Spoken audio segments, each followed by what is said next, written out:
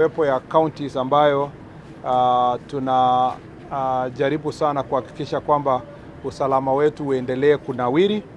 Tumekuwa na shida kadha wa kadha kwa miaka 10 ambayo imepita, lakini kwa muda huo tumepiga hatua kubwa sana, haswa kupigana na adui kutoka nchi jirani, mambo ya Al-Shabaab na mambo ya Terror, na tunashukuru kwamba kuna mabadiliko makubwa sana, haswa tukiangalia mambo yenye ilifanyika kutoka mwaka wa 2023 kufikia mwaka jana, mwisho wa mwaka jana na mwaka huu tumekuwa na utulivu wa hali ya juu, na utulivu huo umechangiwa sana kwa zaidi na askari wetu ambao wanafanya kazi sehemu hii wakishirikiana, tukisema kwamba wakishirikiana kwa ile sekta tunaita multi agency approach, ambao askari wetu wa polisi na formed up units tofauti ya polisi, askari wetu wa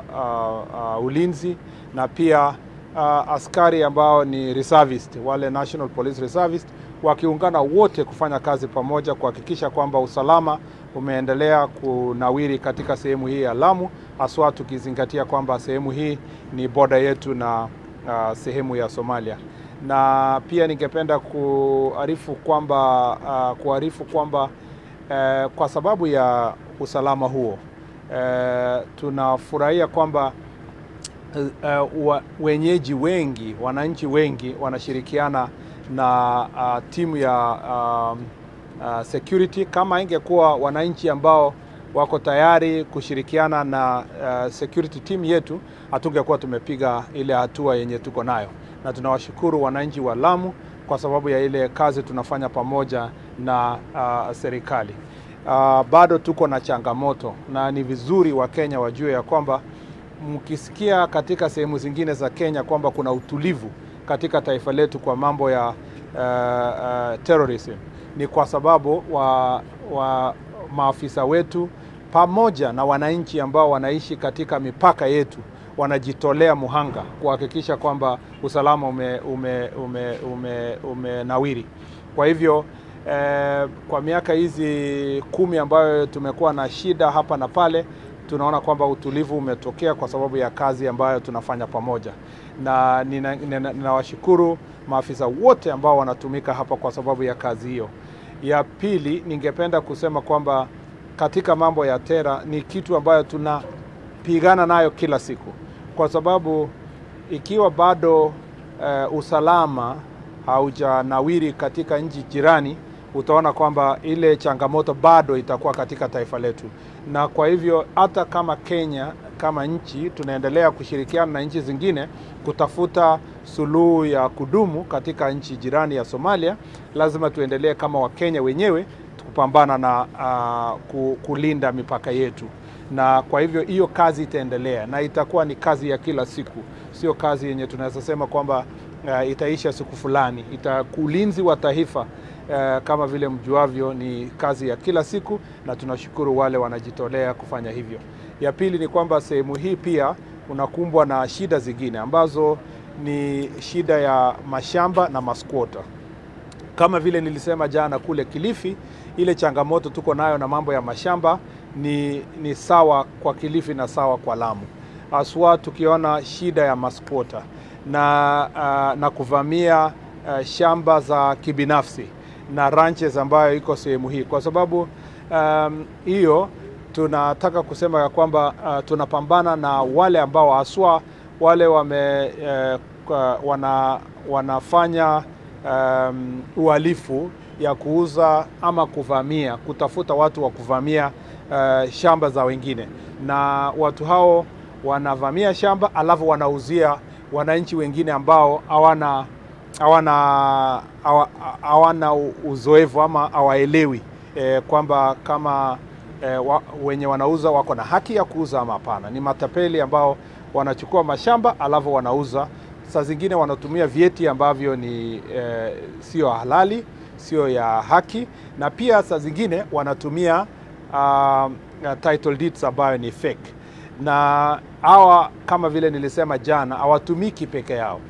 wao wanasaidiwa na maafisa ya serikali, tukiwemo kuna machiefs ambao wanakosea serikali kwa sababu wanakosea wananchi. Kuna maaskari, kuna wafanyakazi wakiwa kwa lands office. Tumesema ya kwamba ripoti yao iharakishwe na ipelekwe haraka ifikie idara ya DPP ndio wastakiwe kwa ile makosa wanafanya. Alafu sisi katika tutarecommend kwa Public Service Commission hawa wote wenye wanafanya kazi hiyo waajishwe kazi, kwa sababu hatutaki watu wenye wanafaa kulinda wananchi lakini wanatumia nafasi yao kuumiza wananchi kwa kuwanyang'anya mali yao.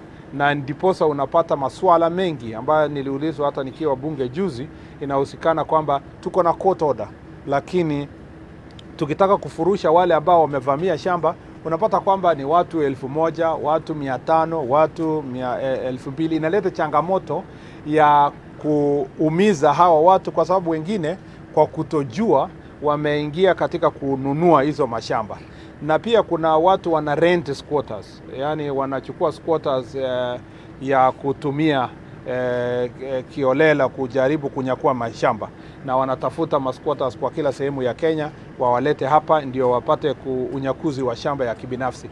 Pia tutapambana na wao na tutapambana na wale wanawasaidia, na mtaona kwamba baada ya ziara yangu hii tutaona maafisa wa serikali ambao wanahusika wakistakiwa na wengine kuajishwa kazi ili tulete order katika Lamu hii, kwa sababu kuna uhusiano ya wale ambao wanasikia kwamba haki haifanywi na pia mambo ya insecurity ya mambo ya terror, kwa sababu kuna watu wanaona kwamba wasipofanyiwa haki pia wanasema sisi hatutahusiana na serikali kwa kupambana na ulinzi wa sehemu hii, kwa sababu hatutaki watu wetu wakufe moyo. Tunataka waishi Kenya wakijua kwamba ukuwe mkubwa ukuwe mdogo, ukuwe unatoka dini hii ama dini nyingine, ukiwa unatoka jamii kubwa ama ndogo, kwamba haki yake inalindwa kwa taifa letu ikiwa ni sawa. Tunataka watu wa Lamu waishi pamoja kama wa Kenya, wa dini, kabila na jamii tofauti kuhakikisha kwamba tunapeleka umoja wa Lamu pamoja. Bali na hayo, kuna shida kidogo tuko nayo kati ya pastoralist na wale wako farmers. Saa zingine tuko na shida kidogo ya mambo ya corridor ya kupeleka wanyama kutoka sehemu nyingine hadi nyingine wakati ya kiangazi na wakati kumenyesha. Tumeambia county commissioner na county security team wajaribu kutumia njia ya negotiations kuhakikisha kwamba sehemu hizo zimefanywa vizuri na uhusiano ya wananchi kutoka counties tofauti wamefanya kazi pamoja. Tumeona kutoka Kwale ikikuja Kilifi, imekuja hapa Lamu. Hizo county tatu tuko na masuala mengi ya boundaries kati ya county moja ama nyingine, kama hapa na Tana River, hapa na Lamu na Garissa, kama Kilifi na Kwale na Taita Taveta. Hiyo yote tunaona kwa ripoti yetu sasa hivi, tunaona hiyo ni changamoto nyingine kuhakikisha kwamba counties wameheshimu na wamekaa katika boundaries ile imekuwa established, yenye inasaidia kukaa pamoja, ndio ikuwe rahisi also kuhakikisha administrative units na communities vile wanakaa kwa amani, wakijua kwamba kama ni grazing area, kama ni operation area, wamekaa pamoja kama kitu kimoja. Yale yengine tunashughulikia kama vile nimesema ni haki ya maslahi ya wafanyakazi ambao wanafanya kazi katika sehemu haswa ambayo ni security operation kama hapa. Nia yangu ni kuhakikisha kwamba maisha ya wale wafanyakazi wa serikali haswa polisi wetu, ngao officers wenye wanafanya kazi ya security wamesaidika, kuhakikisha tuko na housing, tuko na offices. Unaona the challenges tuko nayo hapa kwamba ofisi hata ya county police commander na county security team hawana ofisi ya kutosha. Tutashirikiana na pia wanahitaji mahali pa kulala pazuri, ambayo wakitoka kazi ngumu wenye wanafanya wamepata mahali pa kupumzika ili wapate nguvu ya kufanya kazi keshowe. Kwa hivyo kwa kupitia hiyo tutafanya kazi na housing kuhakikisha kwamba zile houses rais ali promise ya 17,000 ya police officers, tunaanzia sehemu kama hii kama Lamu na zingine ambayo ni pembeni na ni sehemu ambayo wananchi ama wafanyakazi kama polisi wetu na ngao officers wana struggle, we want to make sure that we facilitate them, including kwa mambo ya magari na mambo ya marupurupu ya kuhakikisha kwamba wanaweza kufanya kazi yenye wanafanya. Tunataka kuweka kibao mbele wafanyakazi wa serikali ambao wanajitolea muhanga kupambana na majangili ya kila aina. Asante sana. Waziri, swali tu mbili kutoka kwangu. Ya kwanza ni kwamba kuliripotiwa kwamba kuna shambulizi katika kambi ya GSU kwenye Boni, msitu wa Boni, na kwamba inahofiwa kwamba baadhi ya maafisa hao huenda walitekwa nyara. Hebu tufafanue kuhusu leo unasema leo ama ile ya juzi? Tunasema kwamba na hiyo ni swali nzuri sana, kwa sababu changamoto tunakuwa nayo ni ripoti ambazo zinatoka vyombo vya habari ambayo sio rasmi. Na mimi nashukuru sana wafanyakazi wa media houses wenye wako hapa, wenye wanafanya kazi na askari wetu na security team, kwa sababu hatujapata shida sana kwa official channels ya hawa media houses wenye wako hapa. Wameelewana na security team jinsi ambavyo habari ya mambo ya usalama inaweza kupeperushwa. Lakini kwa sababu sasa kila mtu amekuwa mwanahabari kwa sababu ya simu ya rununu, pika picha na social media, tungeomba wale ambao wanafanya ripoti zozote zenye zinahusiana na usalama wajaribu sana kupata kuhoji timu ya usalama. Pikia county commissioner, na county commissioner ako tayari. Pikia regional commissioner ako tayari. Upate brief ya security. Hata kama unataka kufanya ripoti, upate upande ule mwingine wa habari. Na kama hata sio hapa, upigie ofisi ya Inspector General ya police, wako na communication person, ama ofisi yangu, tutaleta habari kamili na hatutaki kuficha chochote. Kwa ile uvamizi ya kusema kambi ya GSU imevamiwa, watu wametekwa nyara, wamefanyiwa nini, hiyo sio ukweli. Habari kamili ni kwamba kama vile nilisema hapo awali, ile changamoto ya kupambana na hawa majangili unaendelea kila siku, na wanajaribu kila siku kujaribu kuumiza askari wetu. Lakini kwa siku hiyo tunashukuru kwamba hakukuwa na jambo kama hilo, na tunaomba kwamba askari wetu tuendelee kuwaombea kama Wakenya, wakiwa wanajikaza, wakiwa uko mbele kung'ang'ana, kwamba maombi yetu kila siku ikuwe kwamba waendelee kusucceed, na pia tuwaombee kwamba wakuwe salama, kwa sababu wao ni ndugu zetu na wako na familia zao, na tunawaombea mazuri. Hata hivyo ningependa kusema kwamba tunashukuru kwamba hawakuumizwa hawa askari wetu, na kila siku tukiamka tunashukuru Mungu, tukilala tunashukuru kwa kazi ambayo wanafanya kulinda usalama wetu. Ya pili, Bwana CS, kule Nakuru kumeripotiwa kwamba polisi wametumia ile tear gas kuwatawanya baadhi ya waandamanaji wakiwemo wanafunzi wa shule ya Butere, shule ya upili ya Butere. Vile vile kumekuwa na kisa ambacho kinahusisha aliyekuwa seneta wa Kakamega Cleophas Malala, ambaye aliweza kuzuiliwa. Hatujui kama amekamatwa ama kama atazuiwa kwa muda gani. Hebu tutueleze kuhusu vile vile, wanasema kwamba kumeripotiwa kwamba baadhi ya wanahabari hiyo jana usiku waliweza kushambuliwa na maafisa wa usalama. Tueleze kuhusu kisa cha Nakuru. Ingawa nimekuwa sana nimekuwa tunasema nini, nimekuwa busy. Kiswahili busy ni nini? Nimekuwa na shughuli nyingi sana. Nimekuwa na shughuli nyingi sana za usalama hapa Pwani. Sijapata nafasi ya kufuatilia sana mambo ya Nakuru na ile mambo inahusikana na wanafunzi wa Butere.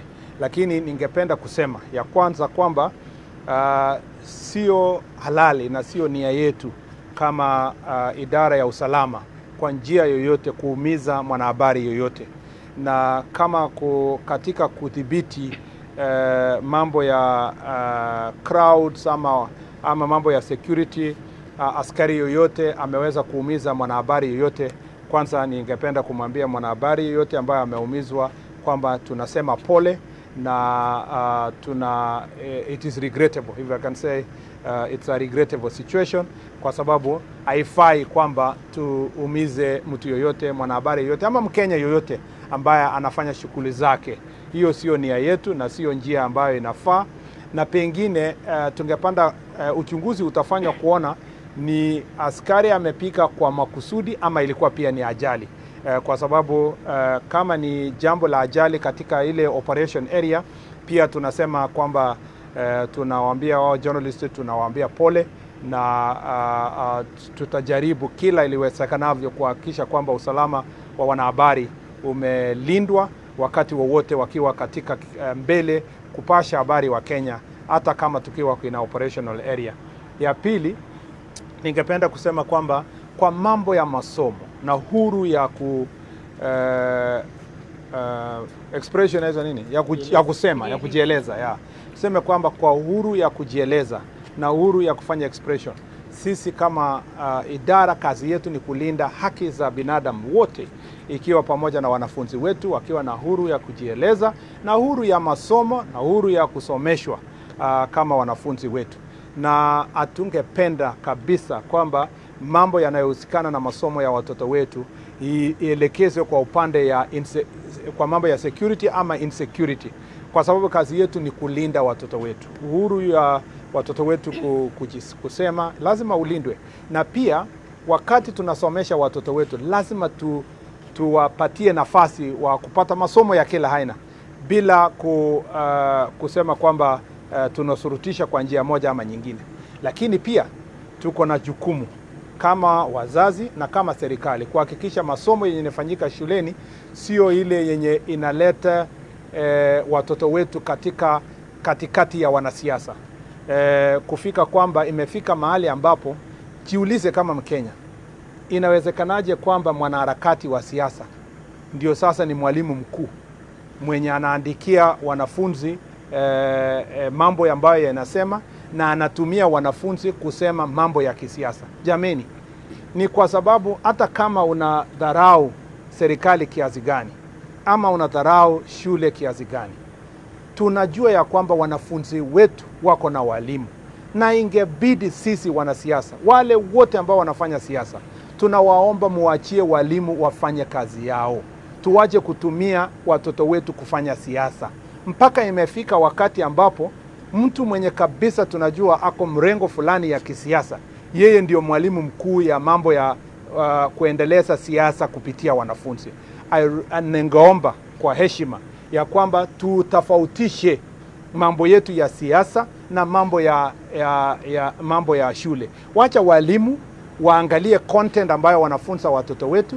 Walimu wenyewe wanajua boundaries, wanajua jinsi ya kutumia lugha, wanajua jinsi ya kukosoa serikali na society kupitia lugha ambayo itasaidia wanafunzi wetu wajue hizi ni haki za binadamu ambayo inafaa, hivi ndio inji lazima iendeshwe. Lakini pia walimu wanajua mipaka ya kiheshima.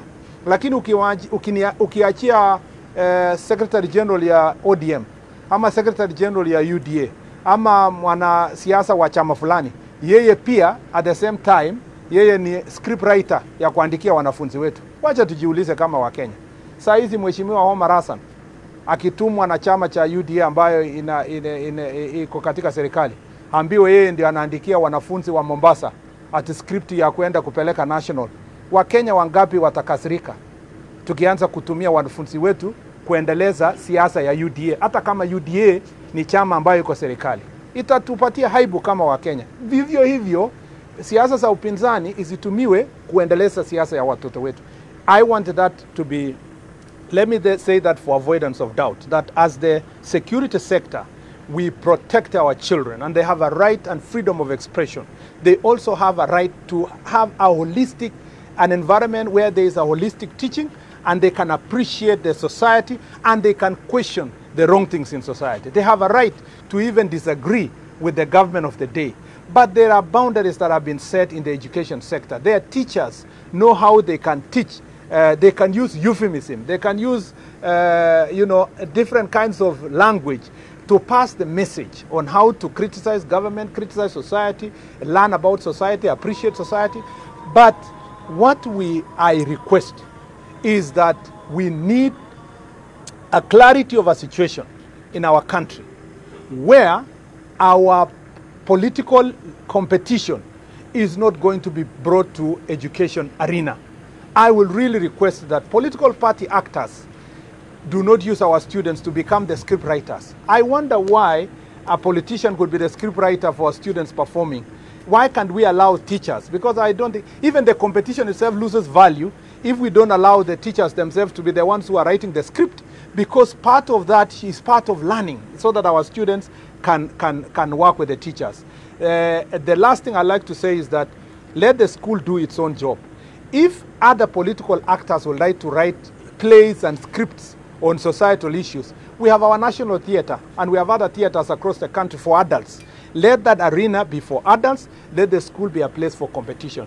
And as I assure you, that as the security sector, we do not want to interfere with education. And if there was, unfortunately, a situation where tear gas hit a journalist, it is regrettable and we apologize.